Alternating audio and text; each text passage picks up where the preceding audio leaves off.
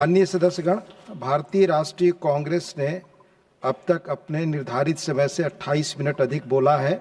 माननीय चेयरमैन के आदेश से श्री इमरान प्रतापगढ़ी जी 3 मिनट विचार रखेंगे। माननीय इमरान प्रतापगढ़ी। धन्यवाद सभापति महोदय। हम करें बात दलीलों से तो रद्द होती है, उनके होठों की खामोशी भी सनद होती है। कुछ न कहने से भी छिन जाता है एजाज़े सुखन, जुल्म सहने से भी जालिम की मदद होती है। सभापति महोदय, मैं राष्ट्रपति के अभिभाषण पे अपने बात रखने के लिए खड़ा हुआ हूं।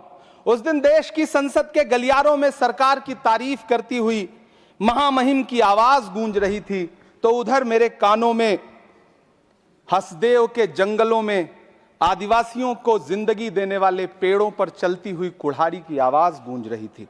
सभापति महोदय, इस तरफ महामहिम के भाषण पर प्रधानमंत्री जी संसद की मेज थपथपा रहे थे और उधर उत्तराखंड की अभागी बिटिया अंकिता भंडारी के इंसाफ की आवाजें मध्यम पड़ती जा रही थीं, जो आज भी पूछ रही हैं कि आखिर वो वीआईपी कौन था जिसके लिए अंकिता भंडारी को मार दिया गया।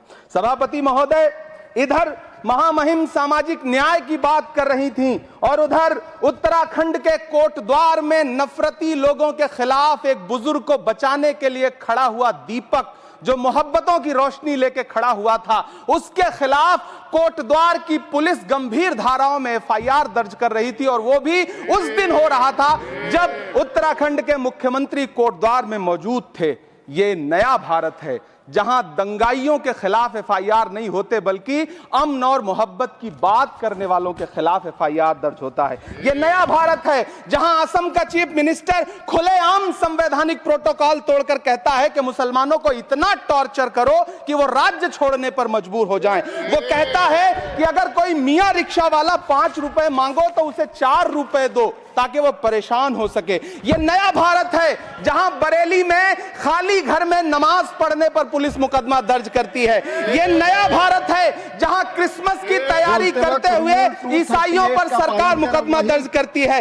ये नया भारत है जहां जम्मू कश्मीर में नीट का एग्जाम क्वालिफाई करने वाले 50 बच्चों में अगर 42 मुसलमान होते हैं तो फिर मेडिकल कॉलेज की मान्यता ही रद्द होती है और जश्न मनाया जाता है। महामहिम राष्ट्रपति का भाषण में सुन रहा था। सर, यह नया भारत है जहां मध्य प्रदेश के बैतूल में बच्चों के स्कूल बनवा रहे मोहम्मद नईम का घर स्कूल इसलिए तुड़वा दिया जाता है क्योंकि वो स्कूल बनवा रहे थे। ये नया भारत है जहां कोर्ट का स्टे होने के बावजूद बनारस की दाल मंडी में सैकड़ों दुकानें तोड़ी जा रही हैं क्योंकि रास्ता चौड़ा करना है।